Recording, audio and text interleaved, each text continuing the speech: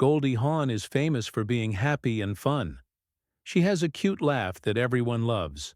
But even someone as nice as Goldie gets upset sometimes. She's 79 years old now, and she's a famous movie star. She's finally telling everyone about 6 actors who were really mean to her when they made movies together. Goldie has worked in movies for many, many years. She's not hiding her feelings anymore. Some actors were like drama queens, and others hurt her feelings badly. The names she told shocked even her biggest fans. Kirk Douglas was the last name on Goldie's secret list of actors she didn't like. He wasn't crazy and wild like Bill Murray or mean and cold like Sean Penn. Kirk Douglas was a man that lots of people loved and respected. People thought he was the perfect example of old-time movie star men. He was famous, he was a pioneer, and he said he was a gentleman. But when Goldie was around him, she felt something much different and not good. Goldie always respected the famous actors who came before her. She never pretended that her success happened all by herself. She knew she got help from the big stars who were famous before her, and she was always thankful. But there's a big difference between respecting someone and actually liking them. As she got older, she realized that some of those famous men never saw her as their equal. They only saw her as a pretty decoration, not as a real actress. Kirk Douglas was one of those men. In public, she never said bad things about him. That wasn't how she acted. She believed in being nice, polite, and staying out of fights. But when she talked to her close friends and people she trusted, she told a different story. She said he was slowly and quietly looking down on her like she wasn't as good as him. At many fancy Hollywood parties over the years, Douglas would come up to her with what many people thought was harmless flirting. He would greet her in over-the-top ways, kiss her hand slowly, and wink at her like he was in an old movie. Other people thought his old-fashioned charm was cute. Goldie smiled politely, but inside it really bothered her. She once told a friend, "He talks to me like I'm still the blonde girl in a bikini scene, and I've won an Oscar." It wasn't one big fight or a moment that made headlines. It was worse than that. It was like dying from 1,000 tiny cuts. At discussion panels, she couldn't finish talking without being interrupted. At round table talks, her smart ideas about the movie business were skipped over or completely ignored. Movies that she helped create were talked about with fancy praise for the smart men who worked on them, while she was described as the always bubbly Goldie Hawn. "You can be the #1 star on a movie," she said once, after an awards show where Douglas had once again overshadowed her with his fake nice behavior, "and still feel like you're just decoration." To some people, Douglas's behavior might have seemed normal for his generation. But to Goldie, it was a sign of something deeper and worse. It was part of Hollywood's history of ignoring women's intelligence, power, and creative voice. Instead, they only cared about surface-level charm and old-fashioned gentlemanly behavior that was actually outdated.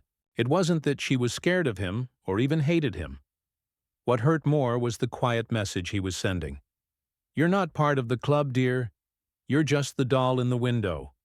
Goldie put up with it for years with her usual dignity. But there came a point when she started setting boundaries and didn't apologize for it. One moment really stood out.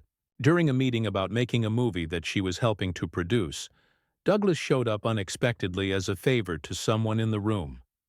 When Goldie started presenting her thoughts about the script's emotional heart, Douglas cut her off mid-sentence, with a joke about how she always knew how to sell emotion. The room laughed. Goldie didn't. She closed her notebook. "I've said what I need to say," she said calmly before walking out. "No big drama, just finality." She continued to speak nicely about Michael Douglas, praising his modern way of working with partners and his willingness to listen. "Michael hears you," she once said. "He's not just waiting for his turn to speak." But she refused to think about Kirk's memory with anything more than basic politeness.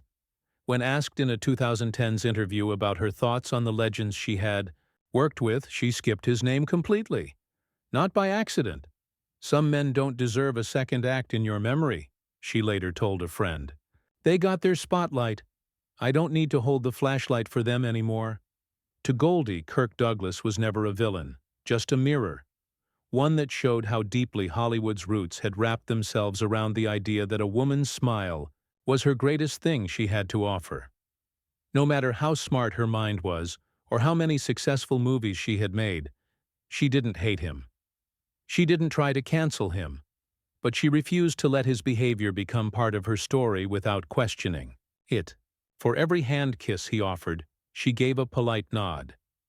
For every dismissive chuckle, she gave herself distance.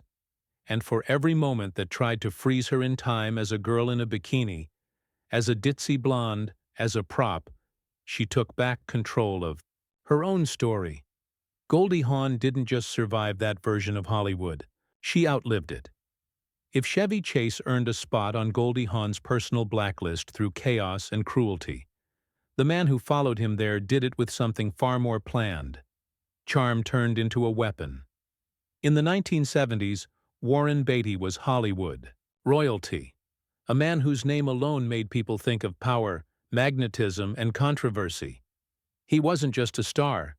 He was a myth walking around. He was famous not only for movies like Bonnie and Clyde and Shampoo, but for all the broken hearts and whispered scandals he left behind. Beatty didn't just date women.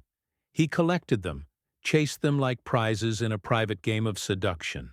And when Goldie was at the height of her fame, she became one of his most wanted targets. At first, Goldie was flattered. Who wouldn't be?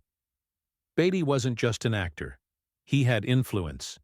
In an industry where one endorsement could unlock careers, being on Beatty's radar meant opportunity.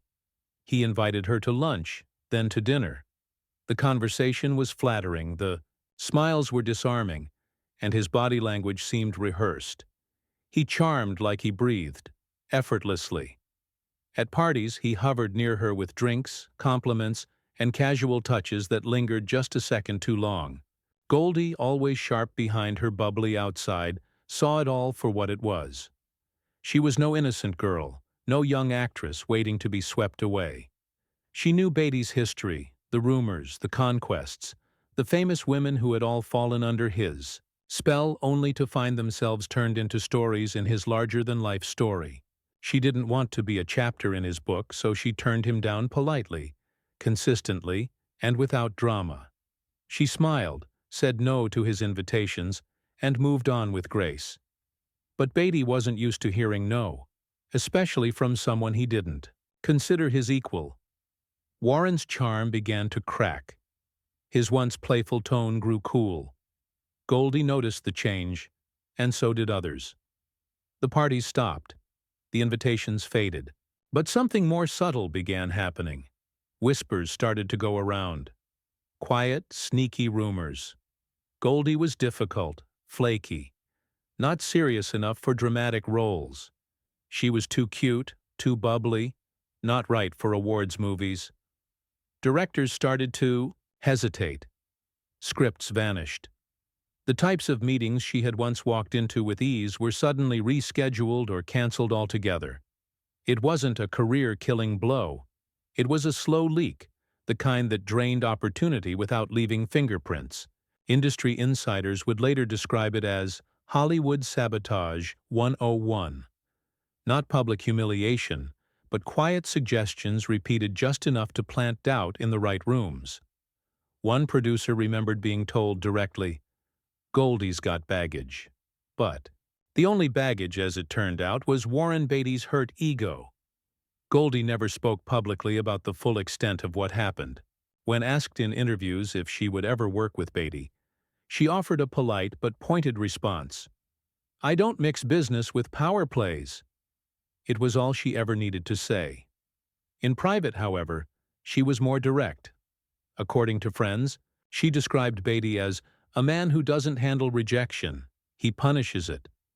And that punishment came not with tantrums or shouting, but with surgical precision, through connections, offhand comments, and subtle blackballing in a town where what people think is power.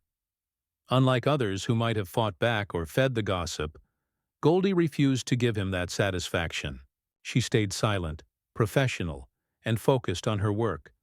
But among those close to her, Beatty's name became radioactive, said only with groans, rolled eyes, or the occasional clipped remark, "That's not happening." There was no anger, just certainty. Goldie had made her decision, and she wasn't going back. Years passed.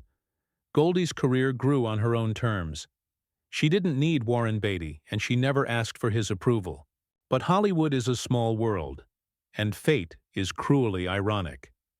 At a fancy awards show years later, the two crossed paths again. Beatty, ever the showman, approached her with that famous smile, as if nothing had ever happened. Goldie met him with one of her own, cool, effortless, and icy as a winter storm. Then, without a word, she turned and walked away.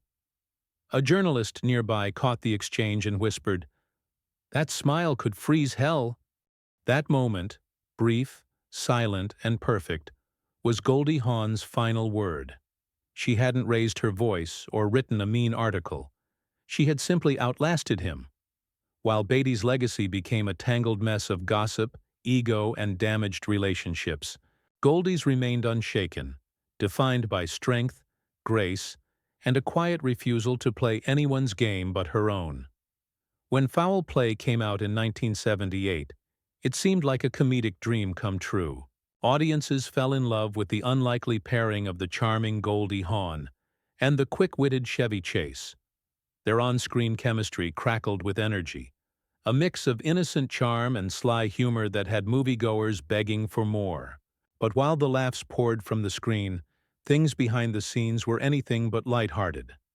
According to multiple insiders, what happened during filming was a storm of ego, tension, and emotional turmoil centered almost entirely around Chevy Chase. At the time, Chase was fresh off his meteoric rise on Saturday Night Live, where his smug personality had already begun to overshadow his comedic talent. On the set of Foul Play, that inflated ego exploded in full force. Crew members described him as unpredictable, one moment charming and playful, the next moody and talking down to people. Director Colin Higgins, a gentle but firm creative voice, quickly found himself outmaneuvered by Chevy's refusal to stick to the script. The actor often made up lines without warning, threw out entire scenes if they didn't amuse him, and messed up the timing by rejecting takes he didn't personally enjoy. Higgins tried to maintain control, but Chevy's antics often turned a day of shooting into a battlefield of wills. "He was a walking contradiction," one crew member remembered. "He acted like he didn't care about the movie, but then would throw a tantrum if a joke didn't land exactly how he wanted." Even worse, Chevy's behavior wasn't limited to creative disagreements. His interactions with the crew were routinely laced with contempt. He barked at lighting technicians for ruining his rhythm, scoffed at makeup artists for fussing with Goldie, while he waited and treated production assistants like personal servants. According to one witness, he once threw a prop across the set when a boom microphone dipped too close to his face. The strain on Goldie Hawn was immense. Known for her professionalism and grace under pressure, she tried her best to rise above the chaos. She kept the crew's spirits up with jokes, helped smooth tensions on difficult days, and constantly made efforts to calm Chevy's arrogance with kindness. But even she had limits. A stylist overheard her whisper, "He's not funny when the cameras stop rolling, he's just cruel." The comment sent quiet waves through the production team. Hawn, beloved by nearly everyone on set, was beginning to break. The dynamic between the two stars became increasingly toxic as the shoot dragged on. Chevy frequently interrupted Goldie during takes, sneered at her lines, and even refused to shoot scenes unless they were rewritten to give him what he called real punchlines. He wasn't improvising to make the film better. He was sabotaging it to keep the spotlight firmly on himself. By the final weeks of filming, their relationship had gotten so bad they barely spoke. Unless absolutely necessary, the two didn't talk. Chevy, oozing sarcasm and ego, reportedly made mean remarks about Goldie's image and talent, questioning her comedic skill despite her status as one of the most bankable stars of the 1970s. "She's lucky to be in my orbit," he allegedly told a producer. The disrespect wasn't hidden. It was in his posture, his smirks, and his constant undermining jokes delivered with a grin and a knife. Goldie, true to form, never lashed out publicly, but those close to her say she was deeply hurt. She began asking to rehearse scenes alone and avoided spending unnecessary time on set. One assistant remembered her saying, "It's not about me being thin-skinned, it's about not being humiliated for showing up and doing my job." For someone known for her optimism and joy, the experience was emotionally exhausting. The crew found themselves split. Some quietly sided with Goldie, others tried to stay neutral, and a few, disappointed by Chevy's behavior, simply counted down the days to the wrap party. The set became a minefield. People stopped joking, stopped hanging around. A makeup artist said, "Everyone just wanted to get through the day." Chevy, on the other hand, seemed either unaware or amused by the drama he was creating. His reputation as a difficult colleague had preceded him, but foul play made it solid. One grip who once admired him said bitterly, "He wasn't a genius. He was a bully with timing." A lighting technician added, "He acted like it was his kingdom, and we were all court jesters put here to serve his ego."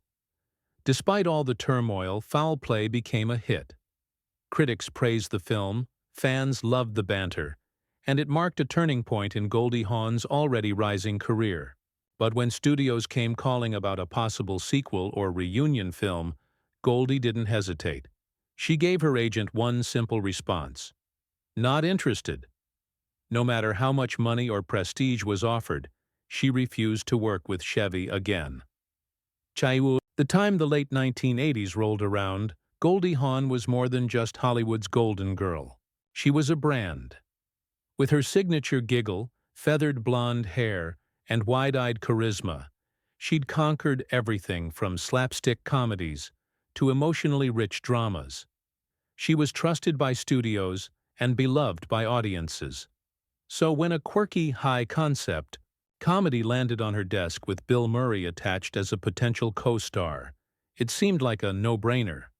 The studio buzzed with excitement. On paper, it was a dream team. Goldie, America's sweetheart, and Murray, comedy's unpredictable genius. But what looked like lightning in a bottle quickly turned into a storm she never wanted to weather again. It started at the very first table. Red, a gathering of actors, writers, and producers meant to set the tone. Goldie arrived on time, as always, ready to dive into the material. But Murray? He strolled in over an hour late. No greeting, no apology, no explanation. He didn't even bother with pleasantries, just crashed into the room, made a mean crack at one of the junior writers, and tossed himself into a chair, using the script pages as if they were napkins. The room fell into an uneasy silence. Goldie, ever the professional, tried to hold her composure, but inside her instincts were already flaring. When the reading began, things went from awkward to unbearable. Instead of playing the scenes as written, Murray immediately began taking over the material. He tossed out punchlines that weren't in the script, rewrote key speeches, and mocked the dialogue like it was beneath him. Where the film had been designed to balance comedy with emotional depth, Murray flattened every beat into a cheap gag. He rolled his eyes, pulled faces, even pretended to be bored during Goldie's lines. The writers, some of whom had spent a year crafting the script, sat frozen in disbelief as Murray improvised entire pages on the fly, treating their work like a sandbox for his ego. Goldie tried to keep up, plastering on a polite smile, giving him space to riff, but it felt more like defending against chaos than working together. She was no stranger to improvisation. Her early days on Laugh-In were built on spontaneity. But this wasn't playful or inspired. It felt like sabotage. Then came the moment that ended it all. Midway through a particularly emotional scene, Goldie was delivering a line with quiet sincerity, trying despite everything to ground the moment. Without warning, Murray turned to her, His face twisted into that familiar deadpan smirk, and said loud enough for everyone to hear, "Why don't you try acting like you've done drama before?" The room burst into uncomfortable laughter. Some laughed because they were nervous, others because they didn't know what else to do. But Goldie? She didn't even flinch. She calmly closed her script, stood up, and walked out of the room. No big speech, no blow-up, just quiet dignity. During the break, she left the studio and never came back. The next day, her representatives called the producers. No negotiations, no apologies, just a clear message. Goldie was out. The press never caught wind. There were no rumors of a feud, no juicy leaks, just one powerful woman making a decision to protect her peace. Behind the scenes, rumors swirled. One insider recalled, "He thinks unpredictability is genius. I think it's exhausting." Another added, "Steer clear of comedians who confuse disrespect with spontaneity." What Murray had done wasn't just rude. It was part of a broader pattern Goldie had seen too many times before. Brilliant men weaponizing their charm, bulldozing through scripts, scenes, and co-stars, all while the women around them were expected to smooth over the damage with a smile. This wasn't about one bad joke. It was about the emotional toll of being the steady hand in a hurricane of male ego. There was no reconciliation, no heartwarming reunion interview years later. Studio heads tried to patch things up. After all, Goldie was still bankable and Murray still a draw. But she refused to budge. She didn't throw shade. She didn't complain. She simply never worked with him again. As one close friend would later say, she didn't just shut the door, she removed the whole damn house from her map. That single experience marked a turning point in Goldie's career. She began saying no, and not in a quiet Hollywood way. She passed on scripts that paired her with difficult men. She backed out of projects where she'd be expected to play the straight woman to a chaos agent in a buddy comedy. The late 80s and early 90s saw a noticeable shift in the types of roles she accepted, and when asked why she no longer did as many male-driven comedies, she'd flash that serene, knowing smile and offer the simplest explanation: "I chose peace." If Bill Murray had left Goldie Hawn disappointed with comedy, then Sean Penn left her, questioning the very idea of public solidarity among artists. His brand of icy dismissal wasn't the explosive chaos of Murray. It was something more subtle, sharper, and far more deliberate. A chill wrapped in calculated contempt. It happened on a night that was supposed to be about healing. The venue, a star-studded charity gala in Malibu, aimed at raising awareness for mental health. A cause deeply personal to Goldie. She had spent decades advocating for emotional well-being, especially in children, and was invited to speak from the heart. Her table was near the front, filled with fellow advocates, psychologists, and celebrities who genuinely cared. But a few tables over, seated like a bored king surveying a court he barely tolerated, sat Sean Penn. From the moment Goldie rose to approach the podium, the mood shifted, but not in the way one might expect. As she walked across the room, her speech clutched in one hand, some guests noticed Penn beginning to fidget. Not the nervous kind of shifting, but performative impatience. He rolled his eyes dramatically, sighed loud enough for surrounding tables to hear, then leaned back with the exaggerated posture of a man watching paint dry. It wasn't subtle, and it wasn't missed. One guest described him slinking in his chair like a sulky teenager forced to sit through church. Another overheard him mutter under his breath, just loud enough to poison the air, "Another celebrity wellness sermon." A few people laughed awkwardly. Most didn't know where to look. But the damage was already done before Goldie even opened her mouth. Still, she delivered. Her voice steady, her message sincere.